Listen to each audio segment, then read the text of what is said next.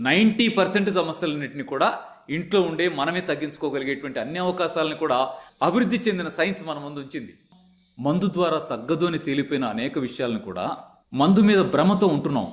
కానీ సైన్స్ ఏం చెప్తుందంటే వాటికి సంబంధించిన వ్యవహారాల్లో మందు అంతా కూడా తాత్కాలికంగా మిమ్మల్ని రక్షించగలిగేటువంటి అద్భుతమైన ఔషధం అది.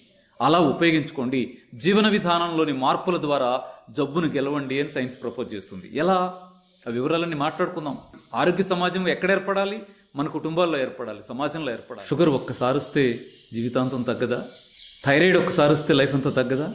బీపీ ఒక్కసారి వస్తే టాబ్లెట్లు వాడాల్సిందేనా? జీవితంలో అది తగ్గదా? హార్ట్ ప్రాబ్లమ్స్ వస్తే ఇంకా అవి తగ్గవా? సోరియాసిస్ వస్తే లైఫ్ అంతా ఇంకా తగ్గే అవకాశమే లేదా? ఇలా ఎన్ని సమస్యలు, ఎన్ని ప్రశ్నలు మన చుట్టూ ఉన్నాయో మీరు గమనించవచ్చు. వీటన్నిటికీ పరిష్కారం ఏమిటి? ప్రకృతి సహజ విధానాలతో కోఆర్డినేట్ అవ్వడం ద్వారా ఆరోగ్య సమాజాన్ని ఏర్పాటు చేసి తీరొచ్చు అని చెప్తా ఉంది. ఇది ఎలాంటిదంటే